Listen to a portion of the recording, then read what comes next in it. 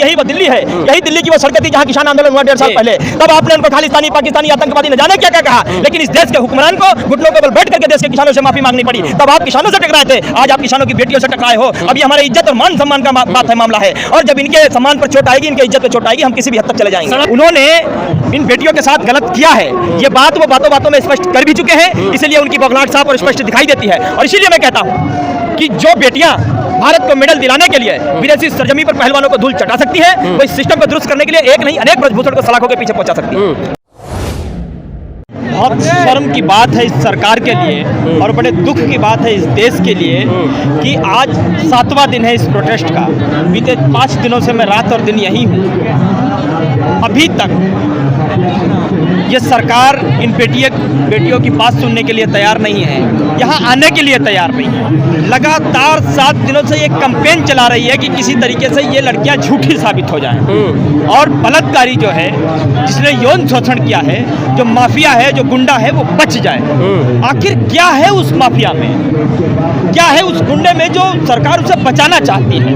और वो बेटियां जिन्होंने इस देश का मान सम्मान बढ़ाया, इस देश का गौरव बढ़ाया, इस देश को गोल्ड मेडल दिलाया, इस देश के तिरंगे को विदेशी सरजमी पर बड़ी शान से लहराया, उनकी बात सुनने को तैयार नहीं है, उनके आंसू पोंछने को तैयार। ऐसा क्या बात है? FIR तो हो गई। देखिए, FIR 6 दिन FIR होने में लगे हैं, अब कितने दिन इनको गिरफ्तार होने में लगेंगे, यही तो हमें देखना है। हम जहाँ बैठे हैं, हमारी बेटियां संकल्प लेकर के बैठी हैं कि जब तक, क्योंकि ये लड़ाई सिर्फ ब्रजभूषण शरण सिंह के खिलाफ नहीं है, ये लड़ाई पूरे सिस्टम के खिलाफ है। वो सिस्टम जो सिस्टम पता नहीं कब से हमारी बहन बेटियों को प्रताड़ना देते आ रहा होगा, पता नहीं कब तक प्रताड़ना देता रहेगा। अगर ऐसे दुर्दांतकारी लोग, ऐसे घृणित मानसिकता के लोग इस सिस्टम से नहीं हटाए गए, इस सिस्टम से नहीं साफ किए गए, तो फिर किसी साक्षी मलिक को यहाँ बैठना पड़ेगा, फिर किसी विनीश फोगाट को यहाँ बैठना पड़ेगा, और ये न हो भविष्य में। इसलिए जरूरी है कि ये प्रोटेस्ट तब तक चले और तब तक हम इसे चलाएंगे जब तक ब्रजभूषण शरण जेल की सलाखों के पीछे नहीं चले जाते, तब तक चलाएंगे इसे। उसको एक भी लगा दिए उस पर, कैसे देख रहे हैं? बिल्कुल लगेगा। देखिए, हमने एक यहाँ पोस्टर लगाया था जिसपे कल 38 आपराधिक मुकदमे जो दर्ज है ब्रजभूषण सिंह पर, उसपे गुंडा एक्ट लगा है, गैंगस्टर एक्ट लगा है, आर्म्स एक्ट लगा है, यूपी गैंगस्टर एक्ट लगा है। बावजूद उसके वो पावर में है, बावजूद उसके वो कुश्ती संघ फेडरेशन का अध्यक्ष है और मौज में है। वो इतने आपराधिक मुकदमे होने के बाद यदि एक और FIR हो जाए तो क्या ही हो जाता है।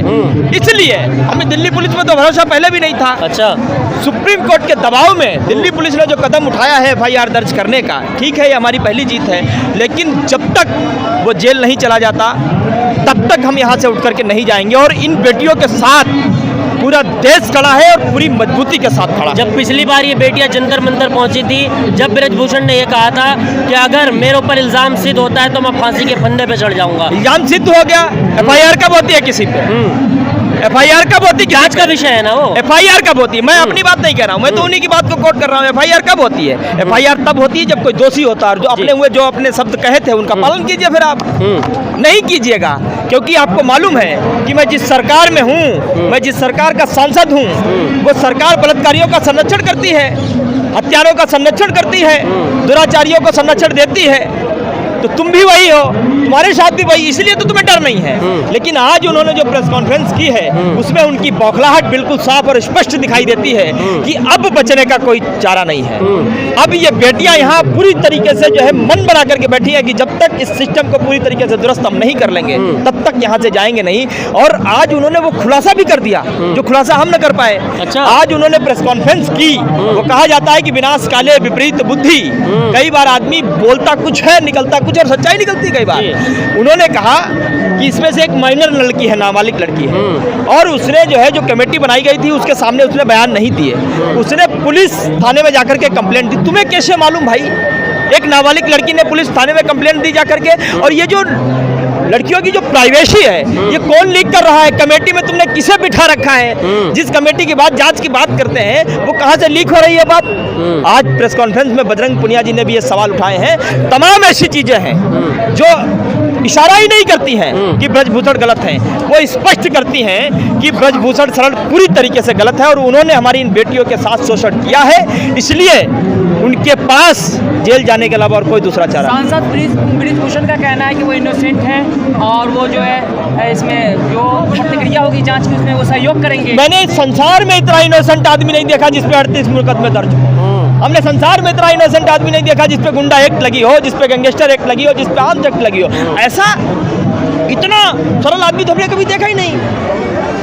अरे क्या बात करते हैं साहब, इस प्रोटेस्ट के पीछे कांग्रेस का हाथ है। अरे क्या बात, अब तो कुछ भी कहेंगे। अभी वो कह रहे थे एक उद्योगपति का हाथ है, थोड़ी देर बाद कह रहे थे कई उद्योगपति को। खुद क्या कह रहे हैं, खुद क्या कहना चाह रहे हैं, उन्हें यही नहीं मालूम।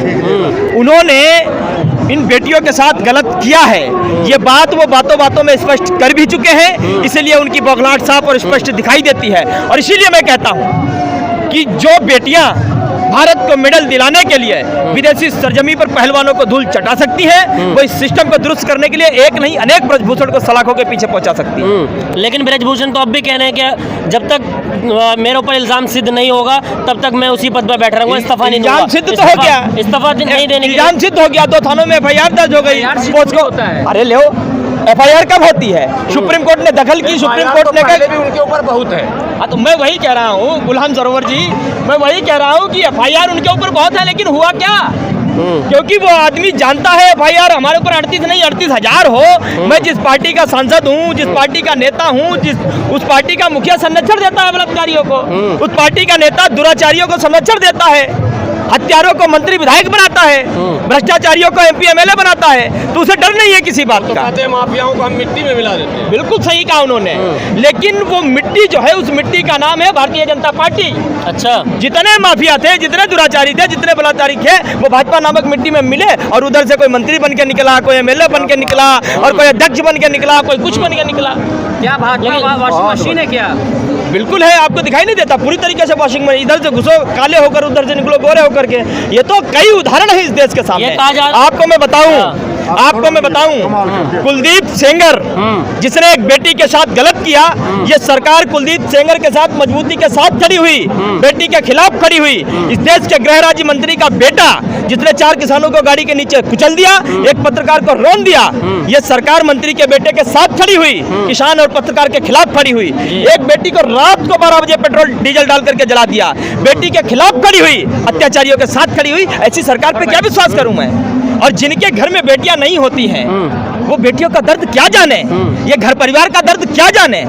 और ये आम बेटियां नहीं है, सामान्य बेटियां नहीं है, ये वो बेटियां हैं जिन्होंने इस देश को मान सम्मान दिलाया है। आज वो अपने मान सम्मान को मांगने के लिए सड़कों पर बैठी हैं। अरे यहाँ से 5-7 किलोमीटर की दूरी पर प्रधानमंत्री नरेंद्र मोदी का घर है, 5-7 किलोमीटर की दूरी पर गृह मंत्री अमित शाह का घर है, 5-7 किलोमीटर की दूरी पर एक ऐसी महिला का घर है जो बात बात पे वीरांगना हो जाती थी, रानी लक्ष्मीबाई बन जाती थी, स्मृति ईरानी का घर है। शर्म आनी चाहिए आपको, आज तक आप यहाँ नहीं पहुंच सके हो। और तब ये बैठी है दिल्ली के जंतर मंतर पर, जब इस देश की राष्ट्रपति एक महिला है। एक महिला होने के नाते दूसरी महिलाओं के प्रति कोई संवेदना नहीं है आपकी। मैं कहता हूँ कि शर्म आनी चाहिए। और ये बात कहते हुए मुझ पे अगर धारा लगती हो तो लगे, UAPA होता हो तो लगे, NSA होता हो तो लगे। एक बात स्पष्ट कर देना चाहता हूँ, यही वो दिल्ली है, यही दिल्ली की वो सड़कें थी जहाँ किसान आंदोलन हुआ 1.5 साल पहले। तब आपने उनको खालिस्तानी, पाकिस्तानी, आतंकवादी न जाने क्या क्या कहा, लेकिन इस देश के हुक्मरान को घुटनों के बल बैठ करके देश के किसानों से माफी मांगनी पड़ी। तब आप किसानों से टकराए थे, आज आप किसानों की बेटियों से टकराए हो। अब ये हमारे इज्जत और मान सम्मान का बात है, मामला है। और जब इनके सम्मान पर चोट आएगी, इनके इज्जत पर चोट आएगी, हम किसी भी हद तक चले जाएंगे। सड़क पर बैठकर ये बेटियां जो है देश का अपमान कर रही है, लोग सोशल मीडिया पे लिख रहे हैं। अच्छा, यहाँ सड़क पर बैठ करके रोष व्यक्त करना देश का अपमान हो गया, और इनके साथ शोषण हो, यौन शोषण हो गया, देश का सम्मान हो गया। अरे विपक्ष के पास कोई मुद्दा नहीं है, तो इसी में राजनीति। इस सरकार के खिलाफ बीते 9 सालों में जो भी गया, वो सब राजनीति करते हैं। यही एक अकेले दूध के धुले हैं। ये आज जो आंदोलन कर रहे हैं, पहले जो किसानों के विरोध में थे, उन्होंने कहा था 80 किसान खेतों में। ये विरोध में कभी नहीं थे, ये सिर्फ देश के लिए मेडल कैसे लाया जाता है उसके लिए मेहनत कर रहे थे, पसीना बहा रहे थे और बार बार मेडल लेकर के आ रहे थे। ये तब दबाव में थे, लेकिन इनको ये मालूम चल गया कि फिर दोबारा इन सड़कों पर किसी साक्षी मलिक, किसी विनीश फोगाट को यहाँ नहीं बैठना पड़े, इसलिए आज ये डटकर अपने आंसुओं की सौगंध लेकर के बैठी हैं। हमारा कुछ बिगड़े तो बिगड़ जाए, लेकिन आने वाले समय में लाखों बेटियों ने, जिन्होंने साक्षी मलिक बनने का सपना देखा होगा, किसी ने विनीश फोगाट बनने का सपना देखा होगा, उनका सपना ना टूट पाए, इसलिए ये डट करके बैठी है। और आज पूरा देश, हर वर्ग, हर कौम इनके साथ पूरी सच्चाई के साथ खड़ा है। गोपाल जी, कब तक चलेगा आंदोलन? अब FIR हो गई, घर नहीं जाएंगे? मैं कहना चाहता हूं कि अब याचना नहीं, रण होगा। ये रण बहुत भीषण होगा, क्योंकि बचाना है पूरे फेडरेशन को, इसलिए अब ये सलाखों के पीछे ब्रजभूषण शरण होगा। इस बात को याद रख लीजिए।